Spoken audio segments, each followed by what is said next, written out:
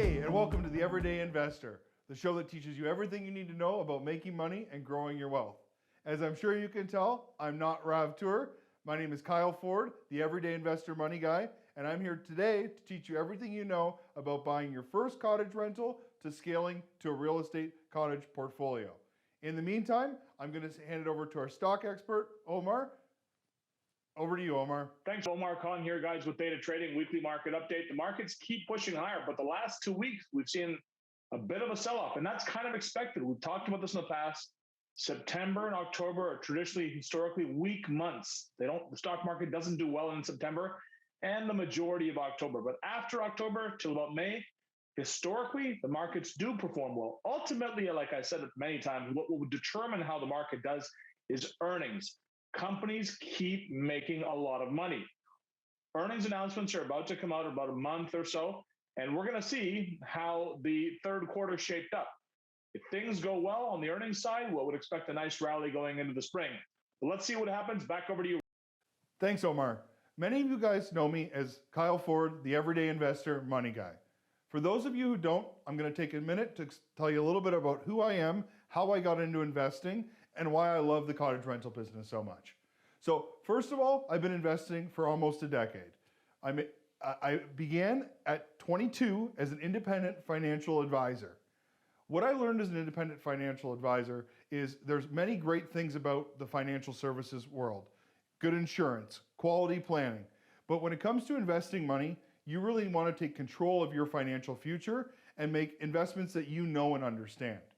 Where I started turning to was real estate. In 2013, I made my first investment, which was a pre-construction condo. In 2014, I bought a single family rental. From there, in 2015, that's when I really started taking this seriously. What I did, I went to a training program to learn about real estate and dove into it full force. I started with small triplexes that I would clean, patch, paint, fix them up a little bit, rent them out long term. From there, I went into flipping single family homes, large building R5 BRRRR strategies, as well as private lending and what I'm going to talk about today, which is cottage rentals. Today, my portfolio consists of land development, the long-term builds, private lending, and cottages. Why cottages? As many Canadians may have found in the recent times, there's been a run to cottage country. As out-of-country travel has become more restricted, the domestic tourism industry is booming. Have you looked for a cottage recently? They can be tough to find. Myself, what I was looking for was what I called a lifestyle investment. So my first property that I bought was in 2016. To tell you about this, I purchased this property in 2016, which was a lakefront property in Wyerton. The way I got this property, at this point I was an independent financial advisor. I was self-employed and it was difficult to qualify for financing. What I did is I asked the seller of the property to hold a vendor take-back mortgage for me. What is a VTB? A VTB is when the seller of the property, holds the mortgage for you and you make payments. Now you might say, why on earth would somebody do that? Well, there's tax benefits to the seller in terms of capital gains, and they get an interest payment as well as consistent monthly income. So when I asked the seller about this property, at first he was taken back a little bit. But he went to his accountant, and his accountant advised him that it was a great strategy. This first property ended up being the stepping stone to many more. In 2016, we used that property as a family, rented it out, and at the end of the year, it cost us a couple bucks to own it, but we weren't concerned about that because we got to vacation there.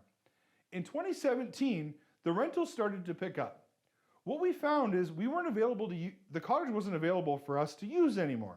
The great thing was it was actually producing positive cash flow and making us money, but we didn't get that lifestyle that we were looking for in the cottage.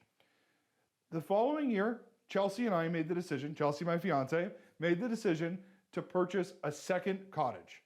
The plan with this one was to still rent it out a little bit, but we were going to keep it for ourselves. We were going to use this one. We purchased this property in Grand Bend, Ontario, which is one of the primary markets that we invest in today. As you can see in some of the pictures that we'll show you here, this cottage was very dated. We called it the grandma look, love you grandma, that we had on this cottage, and we updated it into more of a trendy modern look. The great thing about this cottage was once we updated to this modern appearance, the rentals went crazy. We were using this property was being booked solid that we could almost never use it. Sound like a familiar problem? We knew that if we wanted to keep buying cottages that were producing positive cash flow and use them, we had to grow, and we had to grow exponentially. From there, we purchased the next property. So as you can see from these images here, on the left and on the right side, there's the original property, which is a large beachfront property.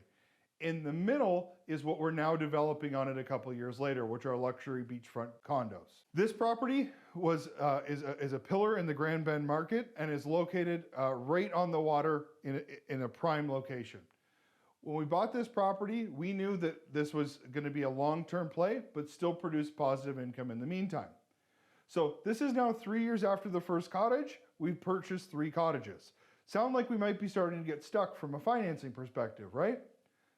Here's where the creative side gets in. When out of nowhere, the property between our first one and our second one got listed. It was listed and nobody was expecting this one to get listed because it had been in the family for decades. At that point, I was not in a position to act and take action on that property. So what I did is another creative financing strategy known as the red herring. And what we did is we offered a really good price, but a 2-year close. So what that means is we'll put a deposit down now, but we're not going to close for 2 years. And the way we positioned this strategy was you as a family get to use and enjoy the cottage for the next 2 years, and you get a guaranteed sales price. This worked out really well. The seller wasn't interested in the 2 years, but came back with a 1 year, and we were able to get a significant discount on the price. We were able to secure a private lender to buy this property.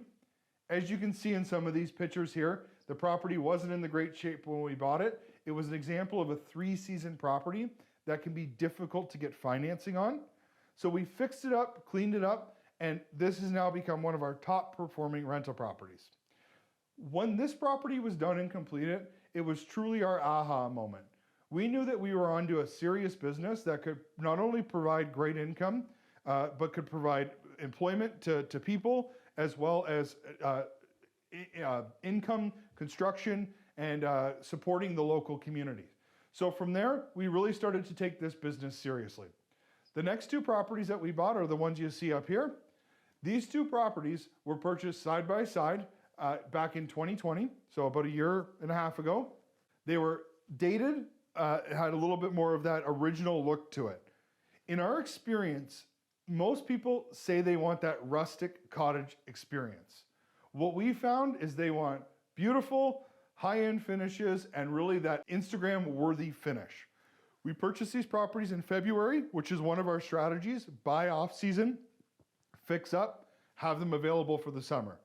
Within 90 days, we increased the value of these properties $200,000, and properties that we originally purchased for $777,000 are expected this year to do over $175,000 worth of gross income.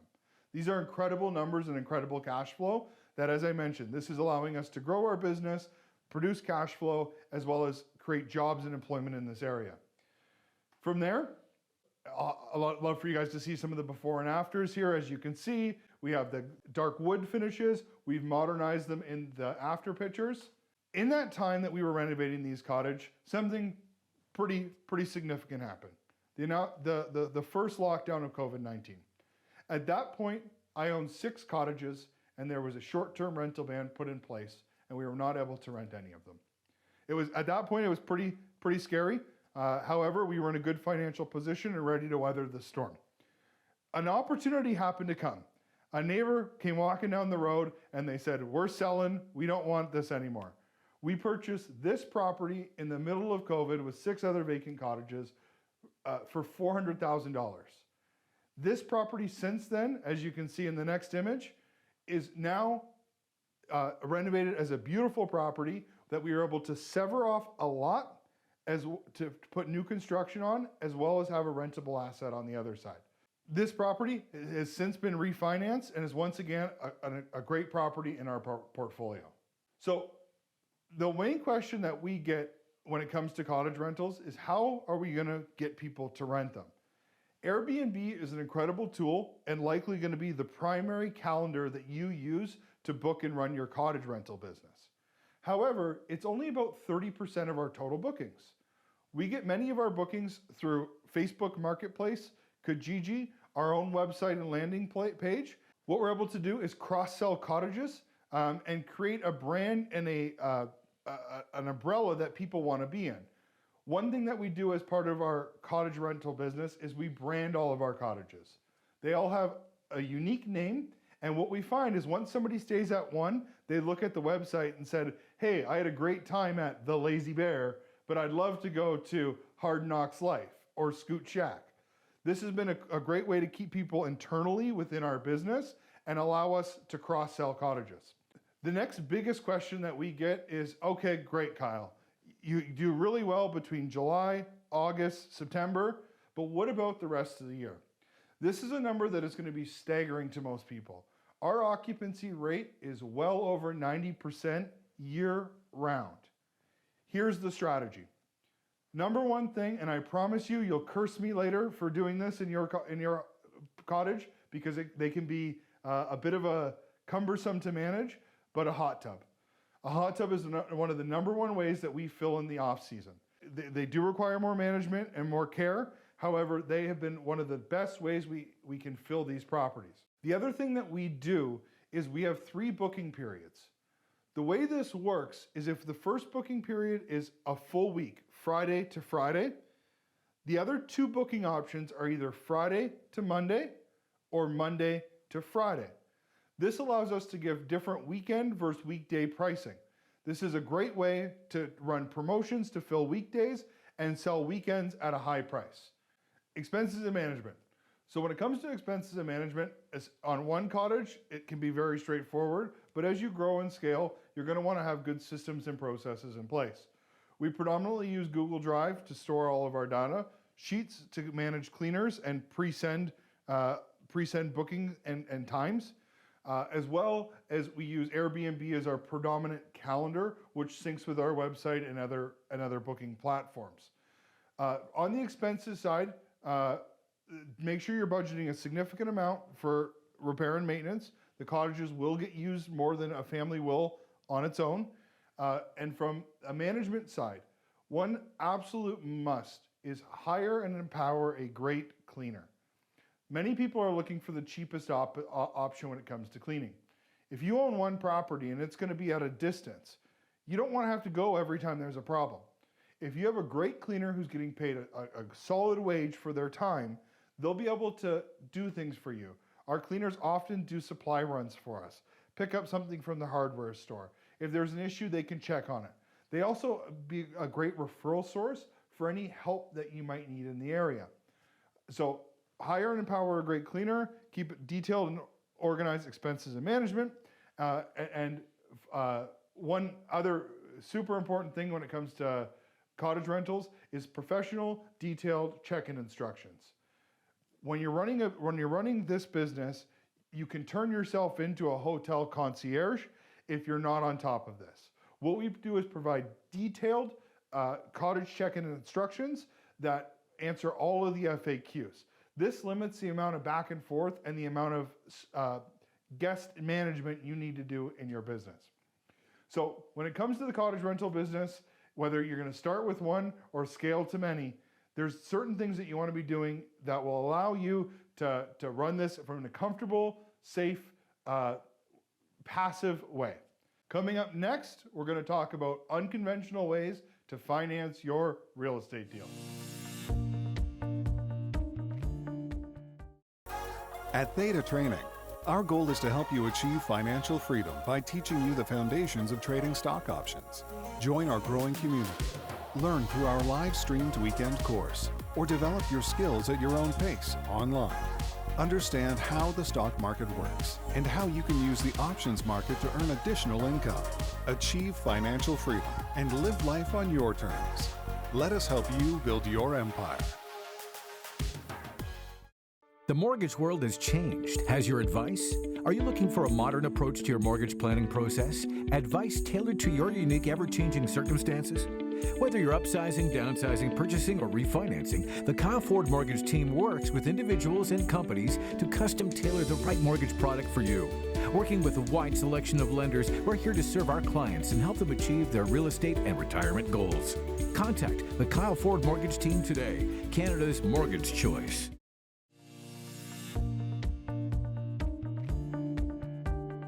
Welcome back. Once again, my name is Kyle Ford, standing in for Rav Toor today. We just finished a session on cottage rentals and building the vacation rental business. In that session, I talked about some of the ways that I financed these deals. What I want to talk about next is my top 4 strategies that we can use to finance your next real estate deal. Number 4, we'll start from the bottom and work our way up. Number 4 is going to be private financing. What is private financing and who are private lenders? Private financing can be done in many different ways. There are institutional or corporate companies that are outside of the chartered banks who lend their own capital. So they may charge a higher interest rate for this money, but they're not restricted in the same way that our big banks are. A private lender could also be your next door neighbor, the elusive Bob and Mary homeowner who have some money in their registered accounts or equity in the home that they want to, or cash that they want to use to lend at a higher rate of return than they're getting in their bank account and secured on a real estate deal. Private money is available in many different circumstances. We just need to identify what we're looking to finance, how we're going to do the deal, and how we're going to pay this person back. The number 3 way to finance your deal: seller financing or vendor take-back mortgages. What is a VTB? A VTB is when you approach the seller and agree to buy their property from them. In turn, they are the mortgage holder for you. So just like if we were going to go buy a property and we were going to go to the big green bank or the big red bank, they would secure a mortgage on the property, we would put our down payment down, and we would make a mortgage payment. A vendor take-back works in the exact same way, except instead of going to the big blue, the big green, or the big red bank, we're going to get the seller of the property to hold the mortgage so we can make our monthly payment to them. The number 1 question I get asked about this is, why would a seller do that? There can be many reasons. It could be an older landlord who's looking to retire, who's been used to getting that rent, but instead of rent income, they'll take it as interest income. This gives them a consistent stream of income in their retirement. The other issue is a VTB allows you to defer some of your capital gains if you're selling an investment property. This can be very attractive to a cottage owner or a property owner who's selling off their portfolio and has some significant tax consequences. One strategy that I could recommend is in your offer, if you're looking to do a vendor take-back mortgage, offer a $300 to $500 fee in your offer that you'll pay to have your offer reviewed by their accountant to see if it makes sense. That's a strategy that's worked very well for me. Number 2 is joint ventures, commonly known as JVs. What a joint venture is: this is a strategy that I've used many times in my business, from starting with friends and family to now working with more larger, bigger scale investors. Joint venture means there is a working partner or an asset manager, somebody who's boots on the ground doing the work, and a financial partner. Somebody might say, if the financial partner is putting in all the money and this person's not putting in any money, why would they do that? There could be many reasons for this. For example, a financial partner maybe doesn't have the time to manage the property, manage the trades, find the deals, do all the things that are involved in running an investment property, but they want to get the appreciation and the gains that are the fruits of owning investment properties. This is where a JV partnership can be born. This is where somebody with the time and resources to do the work can partner with somebody who has the financial means or the borrowing capacity to buy the property, and they can create a split. People always ask, how do you do this? How do you figure out what's fair? There's no right or wrong answer. Generally, it's a 50-50 split. However, I've done several JVs and I can't think of one that has been exactly the same. There's several little nuances to every deal. Work with your accountants and your lawyers to help come up with the best solution that's going to work for you. The number one creative strategy that we can use to finance your next deal is a refinance. This is taking equity out of an existing property that we own, pulling that equity out to fund your down payment, potentially even purchase price on your next property. What we can do is there's several ways that we can do a refinance. Commonly, people add what's called a home equity line of credit. So if they own another investment property or they own their primary residence, they've paid that mortgage down. What they could do is tap into that additional equity, pull it out, use it as a down payment to purchase the next one. You might be sitting on more than one down payment if you've owned a property here in southwestern Ontario for the last number of years. By using the refinance strategy, you can structure your debt in a way that allows you to continue to purchase and buy properties. When it comes to creative financing, you always want to work with a great team. Lawyers, accountants, and most importantly, a mortgage broker. They can help structure your debt in a way that allows you to grow. Not every mortgage broker specializes in investment, creative financing, and some of the strategies that I've talked about. This is something that myself and the Kyle Ford team specialize in. I'd like to take a minute for you guys to meet the team and see how they can help you today. Hi, this is Chris Landoni from the Kyle Ford Mortgage Team. I love working with this team and our investors, as together we can offer multiple products and services for our clients. With access to over 60 lenders, including alternative and private lending options, we will find a product to fit every need. As a team, we offer a wealth of knowledge, experience, and personal successes in the real estate investment space. We look forward to connecting and working with you soon. Hi, I'm Terry Lynn from the Kyle Ford Mortgage Team. I love working with this unique group of mortgage agents and real estate investors because we try to make the client journey as stress-free as possible. So whether this is your first purchase or this is your 100th purchase or you're wanting to switch from being an active investor to a passive investor, we have options for you and we have expertise on our team to help you feel confident in those decisions. And we look forward to connecting and working with you soon. Good morning, real estate investors. We hope you're enjoying the show. It's Steve Aho from the Kyle Ford Mortgage Team. We here at the Kyle Ford Mortgage Team get a ton of satisfaction helping our investors maximize their returns on the equity in their homes, RRSPs, and TFSAs by keeping their money invested and moving.